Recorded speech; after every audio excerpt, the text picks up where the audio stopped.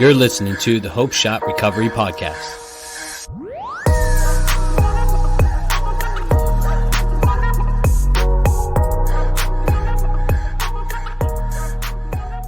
Hey, what's up, Hope Shot fam? Welcome back to the Hope Shot Live. Tonight we have our addiction to success, which we have Mike going to share his story tonight. If you guys just jumping on and say what's up, let us know you're here. Also, hit that share button, get this out there. You never know who's Mike's story is going to touch, or who story Mike's going to wait. I don't know how that goes. Anyways, it's been a long day, okay? I'm going to read the clarity statement. Okay.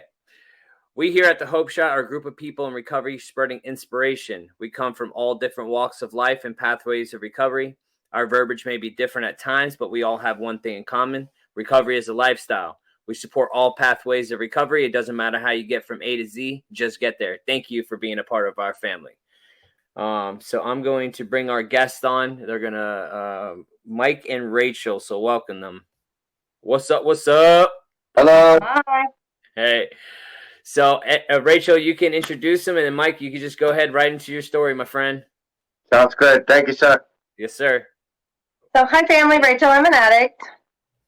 So, I have been with Mike for 4 years now. And when he moved here, he was in treatment.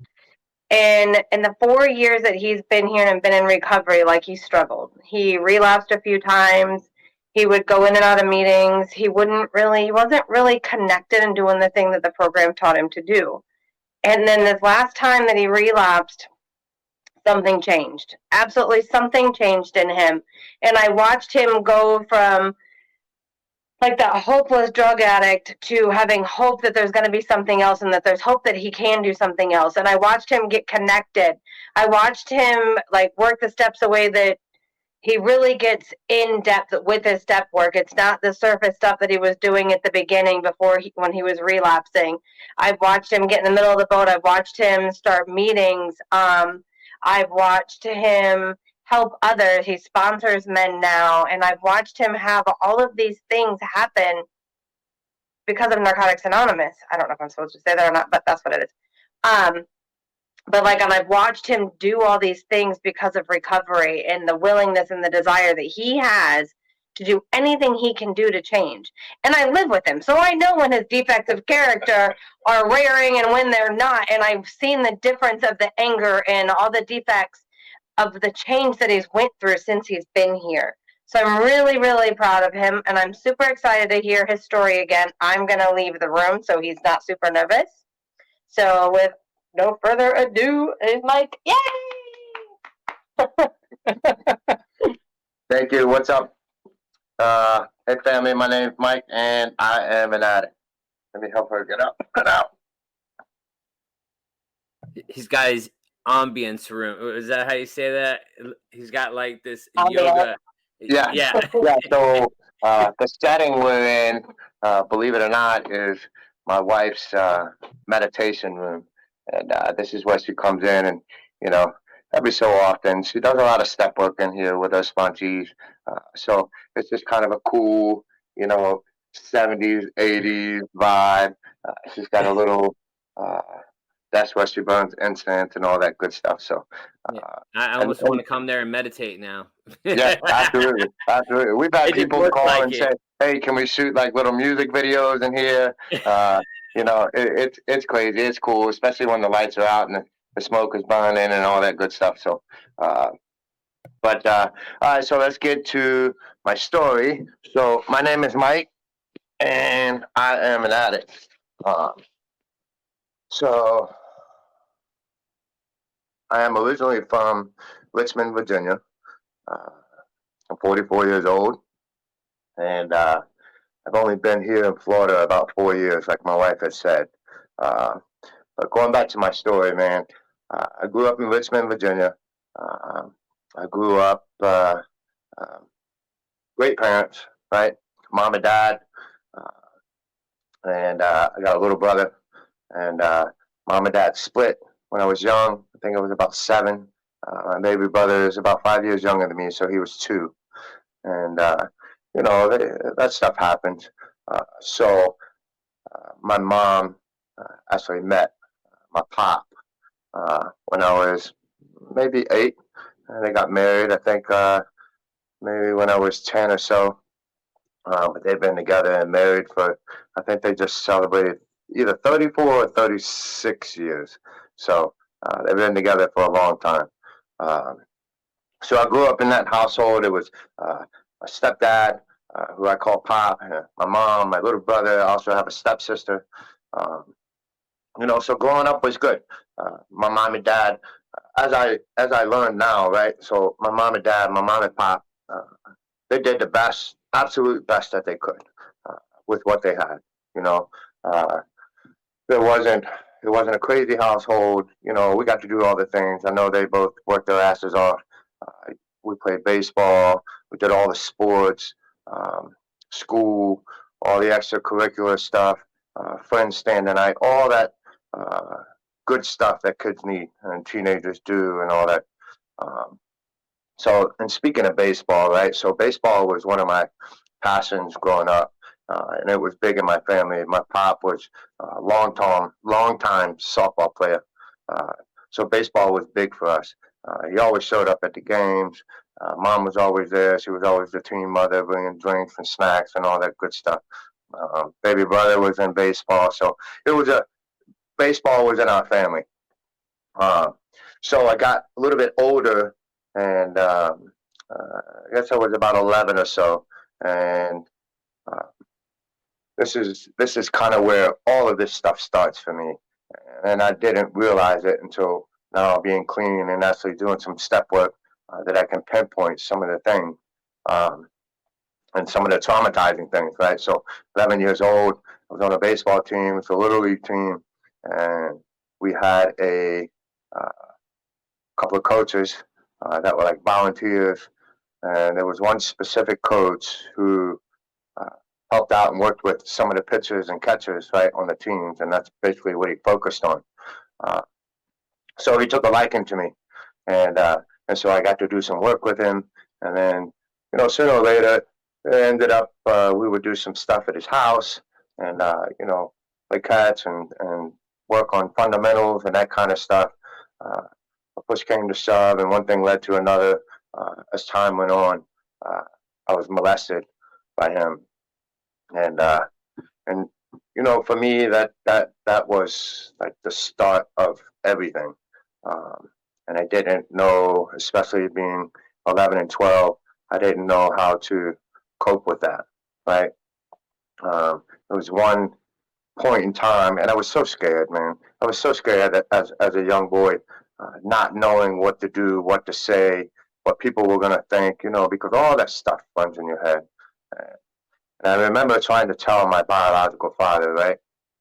And I guess I was about 13. And the reason I remember this so vividly, I had just gotten my ears pierced, right? And my biological father was super super redneck, super country, very old fashioned, right? And he was. And so he had a conniption fit about that. And then at a certain point in time, I tried to tell him what this guy was doing. And it was over the same period of time when I got my ears pierced, we kind of laughed it off. And he basically made me out to be homosexual, right? And that's hard for a young teenage boy to swallow. And I have resentments with him for that. Um, that's part of my recovery process, is trying to figure that out and let it go, and heal from it. Um, so that happened, and I finally just shut it back, and I didn't say anything else to anybody else about anything. Uh, Middle school was okay. I was always a good student, right? Uh, Let me back up just a little bit. So growing up, right, as I was younger, I always had hearing issues, and I think it was fifth grade. My mom, who's just probably watching now, love you, Mom. My mom took me to go get hearing tested, and we went through all of this stuff, and I ended up having to get hearing aids at 10 years old in fifth grade. And you think kids are not cool, but they are. and they find this one thing, and they pick and they pick and they pick, and they bullied me, and I got bullied for this time and time and time again, and so I ended up throwing them away or losing them, and I didn't wear them again. Middle school came around, and still dealing with all of that stuff. I really wasn't into drugs yet, right? But I do remember seventh and eighth grade. I was with a pack of friends, and they were into gambling, right? So I do know and remember clearly that I used to steal some money out of my mother's purse, whether it was $5 or $10 or whatever, uh, to pay off these stupid little bets, right? So that's one of the first things that I can look back on and say that that's where the beginnings of the addiction came from, right? And so middle school, I kind of got in trouble quite a bit on and off. I was still a great student, and I survived and made it to high school. I was a great student all through school. 11th grade came around, and I had met this girl, right? High school sweetheart. I was going to be married to her forever. We were going to be married 60, 70 years, all that good stuff. And I started, we started doing the young teenage thing, drinking on the weekends, going to, the Friday night football games, all that good stuff. And that's where some of the partying kind of took off because, 16, 17 years old, I want to be alone and hang with friends and, not do the parent thing and all that. Senior year came around, and toward the end of the year, right, I got her pregnant. And right after I graduated, as a matter of fact, I got her pregnant. So I was pretty much all set to go to the military. That's what I wanted to do. Was join the Navy, and I got this girl pregnant, and so all that came to a halt, and I wanted to do, the right thing. So I didn't join the military. We tried to make, a family out of being 17, 18, 19 years old, and it didn't work, you know. So once we split, part of my story is moving around, right? So I've moved around a lot. I've lived so many places. I've lived in Tennessee a few times, South Carolina, North Carolina, Virginia, New Jersey, here in Florida a few times. So I've been all over the place. So after we split, right, then I really started to get into the partying stage. And I had a cousin that I used to party with quite a bit. And he kind of turned me on to some of the harder drugs that I was doing. But I tell you what, man, it was that one thing that grabbed a hold of me, right? And that monkey stayed on my back for years and years and years. And I never knew that there was anything that could help, right? Nothing ever made me feel the way that I felt when I was getting high like I was, right? And me always searching for something else and a new place and new people. I finally got tired of it for a second, and I met a woman online, right? I don't know if some of you old timers, you remember the AOL chat rooms, right? So I met this lady. I was living in Virginia. She was living here in Florida. And we talked for a couple of months, and I actually flew down here to see her, and we spent a long weekend together. I flew back home Monday. I packed up all my stuff in my car. I had a little 92 Pontiac Firebird, T-tops, red. It was like the coolest car you could get at the time. And so I packed up everything I could, and I drove down here. And I moved in with her, right? After about 5 days of actually physically being together. And so we ended up getting married, right? So that was October. February, we ended up getting married. And we were married for 15, almost 16 years. And my ex-wife, right? So she was also an addict. And so through that length of time that we were married, we went through a lot of stuff. Her using, me using, her getting clean without any kind of program, just stopping and, being kind of a dry drunk, and, me stopping for a few months here or there, scared of the consequences and being in and out of jail and all of that stuff. And it just was toxic from the beginning. Um, so after that length of time, we ended up splitting and getting divorced. And I still went through a bunch of stuff using, and it just progressively got worse and worse and worse. And this the thieving from my parents, got worse and worse. You know, one thing that didn't help that I know now, right? My mom, like I said, I love you to death, and I know she's watching, but my mother was super, super codependent, right?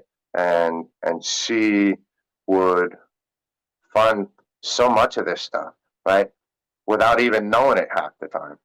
And I could lie and I could connive my way into getting whatever I wanted from her 9 times out of 10, right?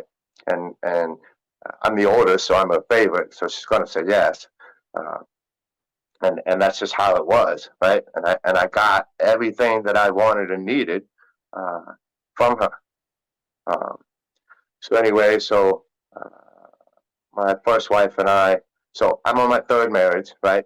And this was my first wife. And so we ended up splitting up and divorcing, and me still partying and doing all this stuff.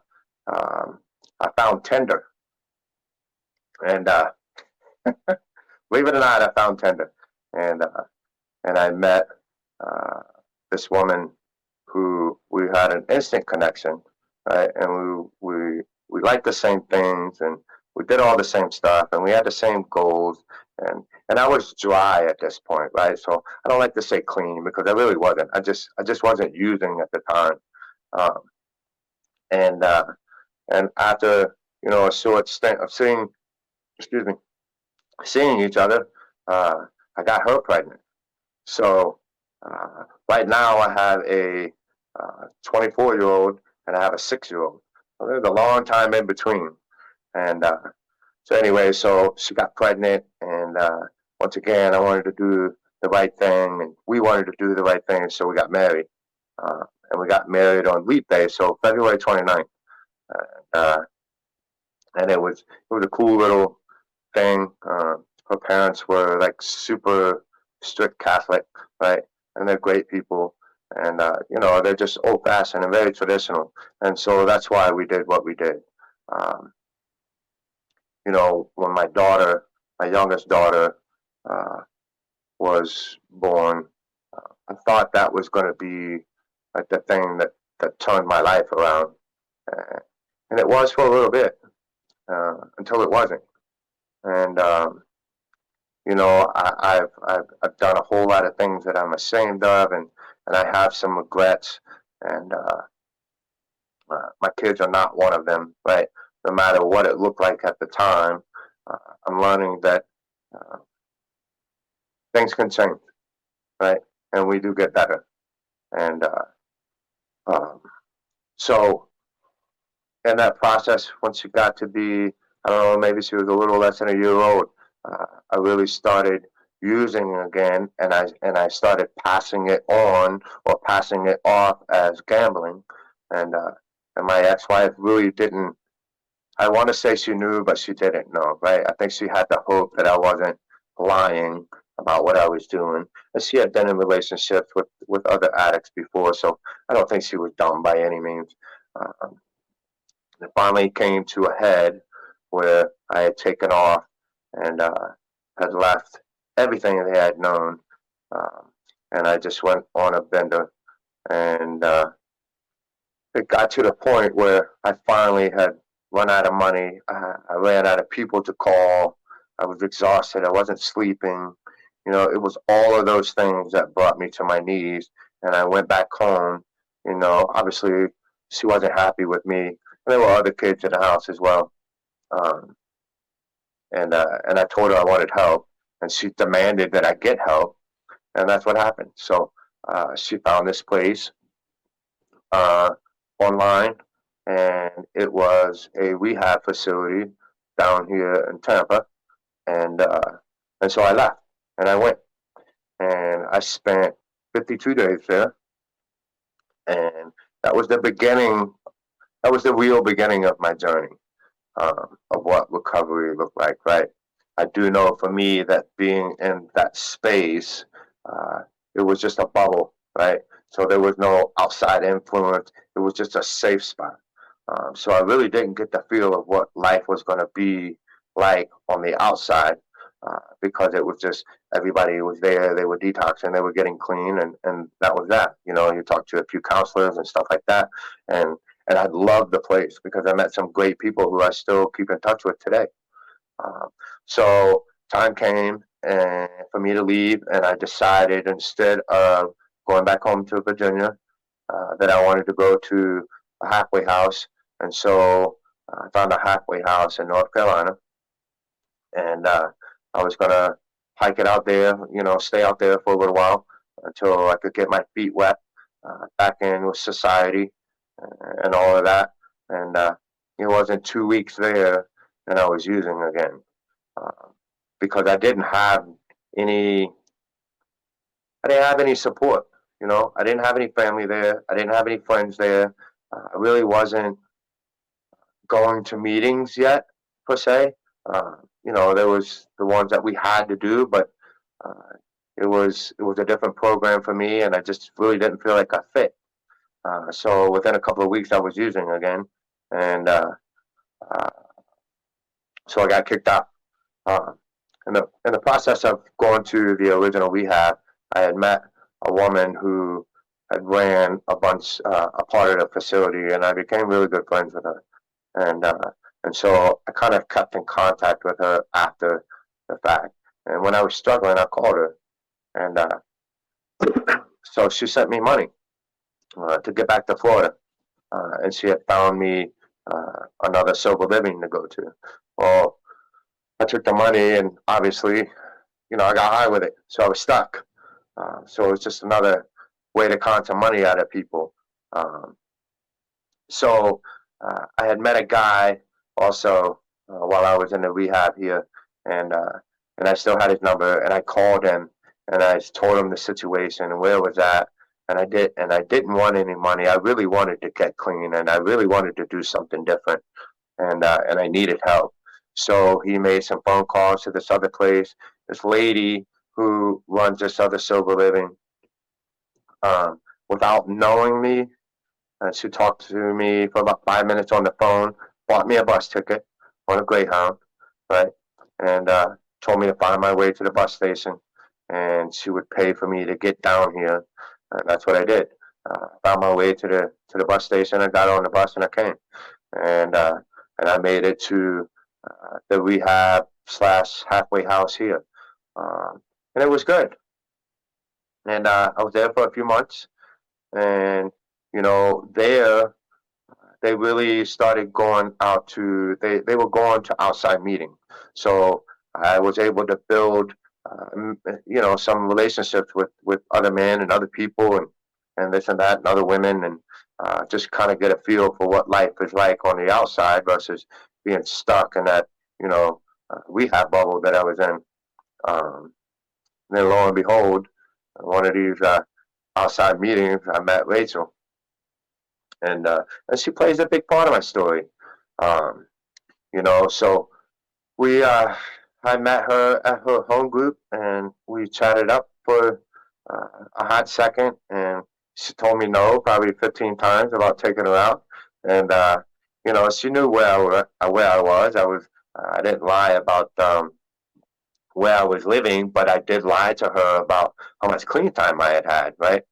And uh, and obviously she didn't know, but so we really hit it off, and you know, so our relationship, uh, we met in July, right, of 18, and we started dating. Well, so once we had gone out on a few dates, it was probably 2 weeks, and I had moved out of the sober living against everybody's advice, and I had moved in with her, right, and so uh, that was like a big no-no from everybody that I had met. And they said it would never work out, and it wasn't going to work, and I was only hurting myself, and you know, the whole 9 yards. And here it is, 2022, and we're married, right?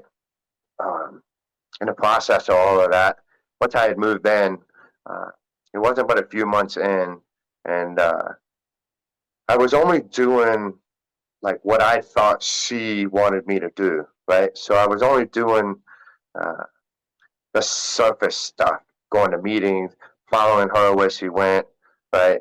And I wasn't really reaching out to the men that are in recovery here, like I have now. And so push came to shove, right? My wife went to go to a Monday night football game with her dad, and uh, I had a friend that I knew from Virginia had come down here to a sober living, and it just so happened that that weekend he was moving into a hotel, and he had called to see if I could help him. And I looked up to this guy, right, because I had gone to a Christian place years and years and years before, and this guy really did a lot for me, and so I looked up to him. And I think I was about 6 months clean at this time, and I wanted to show him like what the program of Narcotics Anonymous had done for me at that point in time, right? And so I had this big ego because I was clean and I had friends and I had a place to stay and a car and all of this stuff. And I had talked to my wife about it in the beginning, and she said, "No, absolutely not. It's not a good idea, especially by yourself. You don't know where this guy's going, where he's coming from, what's happening, blah blah blah." And I said, "Okay." Right, left it at that. So the next day, she was going to the Monday night football game, and he had called me again, and I said, "Well, screw it. I'm just not going to tell her. I'm going to go help." And so, lo and behold, I drive down Tampa, down Dale Mabry somewhere, and he was moving into a hotel, and I pulled up to the hotel and walked into the room, and bam, there it is. And it wasn't 15 minutes of me being there. I was getting high again. And changing people, places, and things, man, that's a big, big part of recovery. You know, for me it is.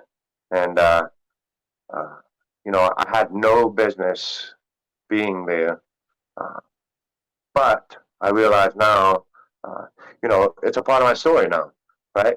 I don't wish, relapse doesn't have to be a part of anybody's story. And for a lot of people, it's not. My wife has got, 16 plus years clean, and she's picked up, one white key tag, but that's her story. My story is maybe I'm a whole lot more freaking hard headed than what some people are. And I needed to bump my head a few times. And that's what happened. And so that happened.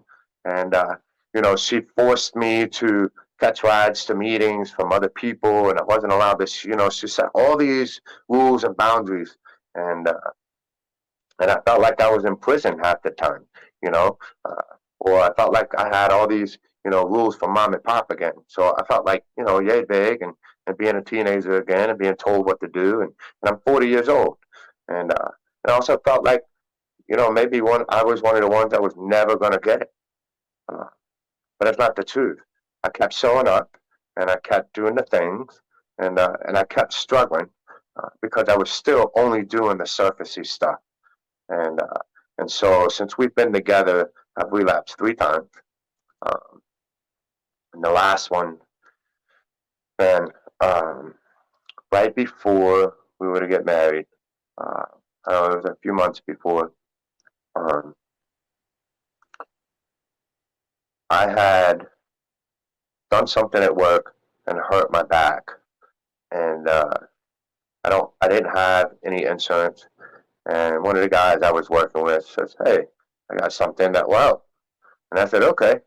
So he gave me some pills, and so I took those, and I tried to keep it on the down low, and it wasn't but a few days, and uh, I'm copping stuff at the corner store up the street, and it's just right back to where it left off, 100% right back, you know, and before I knew it, I was back, with that long lost love that I thought I had, and man, it just seems to progress each time that I got high, uh, and things just kept getting worse and worse and worse. And this last time, while I was out, right? So I'm a binge user, and I can go out for 3 or 4 days and come home, or I can go out for a night and come home. And but this last time, man, uh, I was out of money. My wife had cut off all my cards. I had nothing, and uh, and I came home, and the desperation. I don't want to say that I had that complete, like, excuse my language, but ass kicking um, gift of desperation. But the defeat that I saw in my wife's eyes, and uh, the letdown that I felt here, inside in my spirit. Uh, and it wasn't about the stuff that I was losing, all the materialistic stuff, because I didn't lose any of that, right? But the brokenness that I was really feeling inside, and just tired of doing the same old thing over and over and over again, and not getting any better. Um, I was just done, and I was just done. And you know, like I said, the look in my wife's eyes was that one desperate thing that I needed to see, uh, because she's wonderful, and that's something that I did not want to lose. And she had already given me chance after chance after chance, and and I was just over. I was just over being sick and tired, and so May 1st, 2020 is my clean date. So I have a little over 2 years clean, and from that day, I have dug so deep, and I've gotten so involved in recovery. Uh, Not just the meetings. I go to 4 or 5 meetings a week. Um, I help start the process of a new men's meeting that we have over here in Tampa, which is my home group. I have an awesome sponsor that is so relatable for me, because of his background and all the stuff he's been through, and even all the stuff that he's gone through clean, right? That I can say, there go I, right? And so finding him has been one of the key and pivotal points for me, in my journey of staying clean, because I can relate to so much of what he's been through and all the experiences that he's had. Uh, Service work is another big thing. Um, I'm involved with the men's spiritual retreat that we have here every year. Like I said, I have a men's home group. I go to meetings 4 or 5 nights a week. Um, some with and some without my wife, which is important, because I need my own safe space when I have crazy stuff going on at home. Uh, I have a core group of 4 or 5 guys that I talk to every day. Um, and one of the things that I've learned this year is how much more valuable it is to have 4 quarters than it is to have 100 pennies. And that's the truth, because for me, uh, having those 4 or 5 guys, right, uh, that I can tell anything to in the world, and not feel any kind of shame or judgment or any of the stuff that goes with, uh, the feelings and the illness that addicts carry, um, has been a life changer for me. Today, uh, I get to go to work as a productive member of society. You know, um, I get to work on relationships that I've totally screwed up, right? And not all of them are fixed, and that's okay. Uh, but sooner or later, they will be, and I just have to do my part. Um, I get to I have one sponsee, right, who is so much like me. It's just crazy how God works, and He puts people in your life uh, right when you need them, and uh, uh, and so the sponsorship aspect of the program is phenomenal, uh, because now I get to give back what is given to me on an every single day basis, and just being able to share that with somebody else a little bit more intimately, uh, is another thing that helps keep me clean. Man, and I have all the stuff. I have a house, I have a wife, I have my kids. Um, I got grandbabies. I got a new grandbaby that's 4 months old that my wife watches every day, so I get to come home after work and see her for a few minutes before she leaves to her mother's. So those are all the good things that come with staying clean each day. Uh, but the best part is, I don't wake up every morning looking for dope. I don't go all day thinking about dope anymore. One of the things that drives me crazy, right, is I hear a lot of people say, playing baseball, being a pro baseball player, you think about playing baseball, or being a pro football player. You think about playing football, all the time. I am a recovering addict, but I don't think about using anymore, right? I think about when I used, but that's it. I don't think about getting high anymore because today on my table, right? Um, and it's another thing that people say that they kind of, get me on edge, is that we're only one bad decision away uh, from the old self. But today I'm not, right? I have this table, and this is one of those things that I've learned from the old timers, like my wife, right? I have this table now that has meeting and step work and prayer and my core group and the literature. I have those 5 or 6 things right there, right? So I have to consciously make 5 decisions um, to not pick up any of those things before I get high, right? So I have a million different things that I can do before I make a conscious decision to get high, and that's what it is for me today. Um, Life is grand, man. Uh, I love everything about recovery. Uh, it has brought so much joy to my life, and I'll tell you this, right? So my pop, uh, who was a functioning addict for 40 years, right?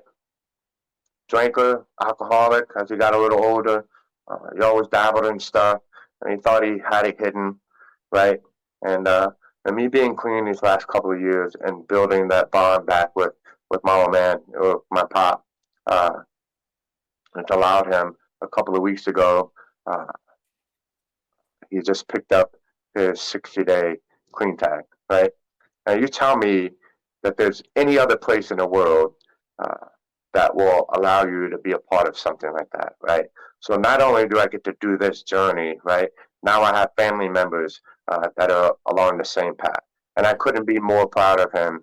Uh, and he's 65, 66 years old, right? And so it doesn't matter how old you are, how young you are, how much jail time you've done. It does not freaking matter. You can get clean, and you can get clean and stay clean one day at a time. Uh, Life is grand, man, and I appreciate this. I really do. I appreciate you letting me share my story, and hopefully, hopefully I touch somebody. Yeah, man, dude, awesome story, man. I just love, and I just love that that your dad's in it too, man. That's special right there, man. It's just like the ripple effects, man. We always talk about the ripple effects, man. What does that look like? Are you putting negativity, are you putting in positivity, man? It's that ripple effect. People want what you have, and they see Absolutely. it, and they go after it, even at 65 years old, man. And that's amazing, man. Dude, Absolutely. awesome story, man. I just Thank you, love man. your presence, bro. Your presence. I see it in you, bro, and it's great, man. I absolutely love it. Um, man, I love that 4 quarters deal, man. That's a good analogy. Better to have 4 quarters than 100 pennies, man. It's the value. It's the value of those 4 quarters, man. It's the people that add to your life instead of take away. Absolutely. I don't want a shitload of friends, bro. Like, what is that? Like, it's like getting, followers on Facebook, bro. You know what I mean? Exactly. Exactly. It is.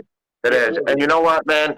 Not only that, right? So having those core people, right? Those 4 quarters, um, I learned so much more from them. One of my guys taught me that, when life knocks you down, right? And because it will, and it will kick your ass from time to time. Mhm. And but there's a reason, and the reason that life knocks you down sometimes is because that there's something down there that you forgot to pick up along the way, right? And so for me, learning how to change that perspective from a negative to a good has been a game changer, right? I know if I think of myself as uh, once a junkie, always a junkie, and I'm a piece of crap, and I was a thief, so I'm always going to be a thief, and I'm a piece of crap. Well, guess what? That's what I am. But if I put out there that you know I'm a rock star, right? And I'm clean today, and I can help people, and I'm a functioning member of society, and all these things, right? Well, then that's what I become. So I really truly believe that what I speak into existence is what I become. My perception becomes my reality, and Yeah. that's something that I've learned here. Yeah, I love that. Yeah, and and it's the talks that we talk about behind closed doors, the things that are up here, what's going on up here, how are we speaking, and then we have to change it, we have to work on it. It's not something that like, oh, I'm gonna wake up one day, or I put the drugs and alcohol down. I just did a video the other day. It was like, you put the drugs and alcohol down and you expect everything to magically freaking be amazing, Yeah, when it's not, man. It it's not. literally, I have 20, I was in addiction for 23 years of my life. I have 23 years to clean up this bullshit that I've been feeding myself. Like, literally. 100%. Yeah. You know, uh, it, you have to work at it. And it takes, like, I always thought I was just fucked up individual. I was made wrong. They had the wrong part in me. You know what I mean? Like, there's a malfunction in Sure. the manufacturing of it. They had to do a recall on the Justins of 1982. You know what I mean? Like, and that was my thinking, man. Instead of trying to work on the problem and fix it, I'm already have this thing in my head. It's just like, I'm just fucked up. This is just the way it is. Sure. And Yeah. then you get in this deal and you put all these drugs and alcohol down, man, and now they're like, dude, you gotta get to work and start fixing the fucked up shit that you've done to yourself to make you right again. And I didn't think it was possible, but dude, and it's still some days, like you said, change your perspective. Some days I'm still in that negative self-talk. I'm Sure.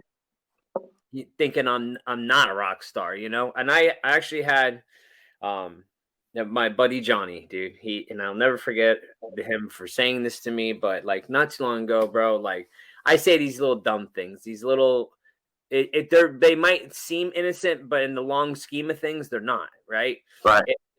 I'm not good at this, or I can't do that, or I can't. The things that we tell ourselves we're not good at becomes our reality, just like you were saying, you know.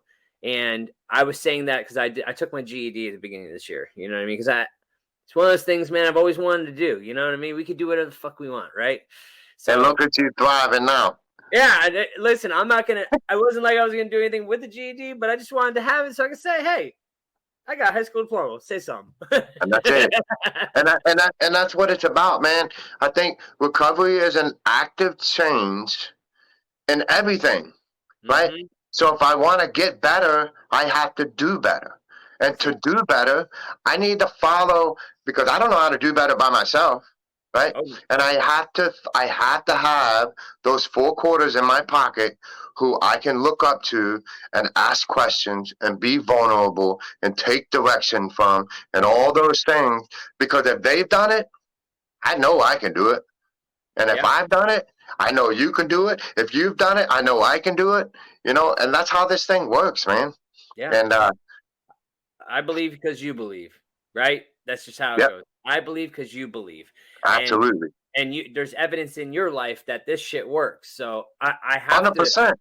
That's where the faith comes in, that little mustard seed, bro, and Yeah, that's how it grows, And it's like all my best thinking got me where I am today, right? yeah, Well, where I was. So it's like yeah, absolutely, I have to have some kind of faith, or I'm just gonna be in the same fucking predicament I've always been, you know. absolutely. Let's see. I got a couple more things. I'm gonna read some comments, and we'll kind of, you know. So let me ask you a question. This is I want to touch on it because you did share Sure. it, and I have to. But like, what does it look like for somebody to work through those things, as far as like, being molested at a young age? Because I know what it's like, especially with um the molestation, but also like getting made fun of for an impairment. You know what I mean? And those things carry on to old age. But like, what's and they something? do, man. And you know, being bullied is something that I don't put up with anymore. Being 44 years old, right? And even a lot of years ago, and it made me hard. It made my heart hard toward people, and it made me super judgmental. You know, all of that stuff. Um, and it was hard to deal with as a kid because you know teenagers they don't teenagers are assholes, right? Ruthless, Middle school kids are assholes. They are the absolute worst, and but they don't know the damage that they're doing, you know, to kids their age that have impairments. And man, and even to this day, right? And this is just my story. I am still ashamed of it, right? Um, Not to the extent that I was, but so when my clean date came around May 1st, I made a commitment to myself that this year that I was going to do everything that I could to make my hearing better. What that looks like is I'm going to invest in going to uh, the doctors that I need to. I'm going to be okay with getting hearing aids uh, and all of that stuff because believe it or not, I really can't hear a lot of things, right? I've never heard anybody whisper. I've never heard a bird, you know, that high pitched bird. I can't hear when people are behind me. So I can't imagine how much stuff that I'm missing. And I'm tired of missing stuff. I want it all. You know, I want to be able to be a part of uh, all the all the conversations that I'm missing and don't fully understand. You know, when you meet me, you'll notice that I read a lot of lips and I can play it off, and and it's tiring. And I'm ready to do something different about it, right? And the pain has gotten great enough, and the shame and whatever else it is, it's gotten great enough that now I want to do something for me, and that's what it looks like. And that was so. Rachel's home group, right, meets on Monday night, and it's a meditation meeting. And the beginning of the year, they have an intentions fire. And my one thing for me this year was I wanted to do more stuff for me, right? Not I wanted to be a little more selfish this year, right? Because I wanted to take care of the things that I needed to take care of for me, so that I could be better for whoever else is in my life. And my healing is one of them. You know, the rest of it, I don't know. I don't know what it looks like. I don't know what it entails, and I have been lazy with it these last few months. But I am definitely trying to keep that promise to myself. Um, the other part, you know, the molestation and that, you know, I've done my step work on it, and it's in the past, right? There's nothing I can do to change it. Mm-hmm. And the weird thing is, uh, right before I came here, uh, this guy, and I could still see his face, I can still see everything, even though it's been 30 years, you know. Um, but this guy was part of a sting, and he got caught up, and he was put in prison for a long, long time, and part of my step work, right? I wanted to, I thought I wanted to see this guy face to face because I need closure with stuff. And my sponsor at the time, right? He's like, okay, so what if you do? What if you get a chance to go to the jail and you see him face to face, right? And you say, I want an answer. Why did you do this? And what if he says nothing? What if he gives you the finger? What if he doesn't give you anything that you're looking for? What are you going to do then? You're going to sit in it. You're going to sulk in it, you know? And so I've learned to accept it for what it was, right? And I've learned not to let it control me because it's not a secret anymore. And secrets in the life that I live as an addict, right, will keep me sick. Mm. And now that it's not a secret, and I can share that part of my life with another guy, whatever, whoever it is, and I can share that part of my story with somebody else, and let them know that even though bad things happen to us, right, it doesn't mean that we're bad people. Mm-hmm. Uh, just because we've done bad things doesn't make us bad people. It just makes, we've done bad things. That's it. And then when bad things happen to us, um, it doesn't mean that we can't get past it, right? It doesn't mean that all of the world is bad, because I was so angry for so long at one person, and it spread out to everybody, and that's not fair. And so I've learned, like I just said, that letting that secret out now has no power, right? It has absolutely no power over me. I don't go to bed at night thinking about this guy and what he did to me anymore, right? And I use that for an excuse for so long to use, uh, and now I don't have to. Yeah, I love it, dude. Our secrets keep us sick, and that's it, man. Once you bring it to the light, it's an acceptance thing, and dude, you hit it. That was like just perfect. Thank you so much for sharing that, dude. Absolutely. So we got Sage says 9 months clean and sober today. What a ride, LOL. Thank you for sharing. Fantastic. Yes, congratulations on that. We got James Frank. He was on last week. So relatable. I'm definitely hard-headed too, but I'm still grateful for the lessons that came with those mess ups. Who knows Absolutely. what kind of person I'd be without those lessons. I agree, 100%. Yeah, my buddy, man, he always shares. He shares everything. Everything was strategically put in my life. If one thing didn't happen, it's almost like going Back to the Future, man. You Sure. just break one thing, and your whole trajectory of your life is just you're not in the same place you were. Everything had to happen up to this point to get you where you are now. Absolutely. So, don't regret. We got Melissa, my friend. I hope you're coming down too. September 9th coming in fast. Relapse doesn't have to be a part of your story, but if it is, you can get back up. No shame in the begin again game. We just have to get up one more time, more than we have fallen. Proud of you, man. Thanks for sharing hope tonight. Absolutely. And I love this. And she's exactly right. And just like I said, relapse doesn't have to be a part of your story. But if it is, just keep showing up. Just keep showing up. Just keep suiting up. Just keep asking for help. And sooner or later, right, the thought of staying clean will outweigh the thought of wanting to get high. And then as the days start to add up, right, now I think about being clean a whole lot more than I think about getting high. That's just the way it works. That's the way it works, man. It becomes a habit. Amy Lee says the feeling of being sick and tired of being sick. True story on that one. Yeah. Kristen says, congratulations, sweetie. Proud of you. Keep up the great work. You're worth it. Rachel in the comments, in the other room and in the comments. So super proud of you, babe. That's her. My best friend, man. That's dude, just like my wife. My wife's my best friend. We do everything. 100%. Yeah. Calls us out on our bullshit even when we don't want to hear it. 100%. We got Brett says, cool. Mine is May 8th, 2020. Fantastic, man.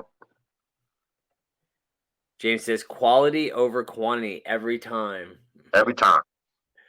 Took a long time to realize that. Yeah.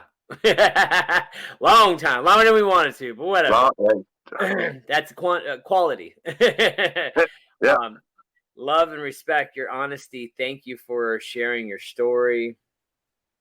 Let's see. We got Nicole says, yes, the obsession does leave at some point.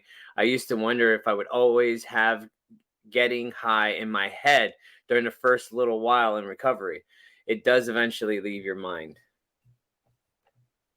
Okay, Mrs. Hanks says, Justin, you're so focused. This even feel like you're relating a lot to his story. Yeah, I do. I relate to everybody's story. We all have it in like just a different form of it, man. But we all have, that's the unity in it. We're not alone.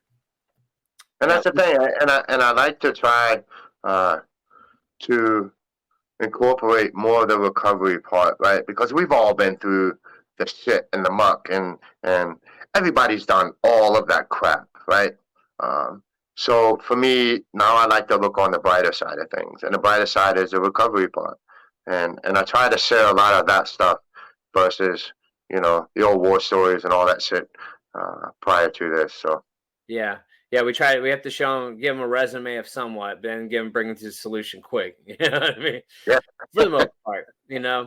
Let's see, Lisa says, love that analogy. Let's see, we got Missy Thang says 22 months free of drugs and alcohol, but not free of me. Work in progress, faux show.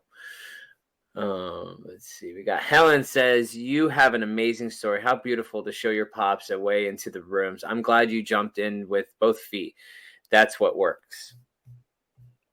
Yep. There's my buddy Steve. He's the one that says everything is. If those people were at the exact place at the right time, he wouldn't be where he is right now. So that's my dude right there.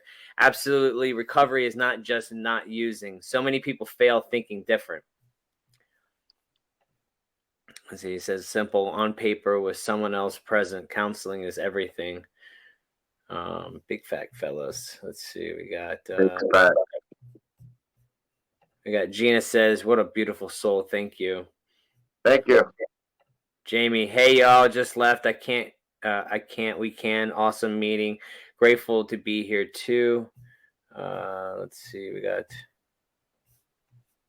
a few more. And then wait, I know you. I don't know you, but wait, I know you. Yeah, you know me. Let's see. We got Jamie says, hi from Ridgecrest Sober Living Recovery Home. Always happy to tune in. Well, welcome. Absolutely. Yes. Lisa says she loves your energy. And let's see. Oh, yes. Melissa says, I'll be there. Can't wait. Hey, I want to send a book to our friend for sharing a story tonight. She just wrote a book. That's my friend. She has a book called I'm Sober, So Now What? So I think I saw you post that. Did you share it maybe the other night? And I would absolutely love a copy of it. Okay. Just send me your address and I'll send it to her, or I'll send me your address. I'll get it to her. But yeah, she's gonna be at the recovery walk as well. She's driving down here from North Carolina. She's a real trooper. Yeah. And so you guys can meet, and because you're gonna be at the walk too, hopefully, if everything works out. But just give me your info and I'll get you that book. Well, Mike, thank you so much, my friend. Thank you for coming on here and sharing your story, man. I really do appreciate it, man. I need these stories as more than what anybody thinks, man. I love the engagement. I love to hear the stories. It feeds my soul every time I get on here and do this. That's why I show up every week, because it really does feed me, man. It's just awesome to hear people's stories and what they go through, what the struggles are, and I don't care how many times I hear people's story. It's always different, man, coming from different people, that's what's cool about it. Most people are like, I heard it a million times. Yeah, no, it's not. Let me hear it. Yeah. Absolutely. Let me hear it. I agree. I appreciate you having me on here, man. I really, really do. Yeah. So thank you.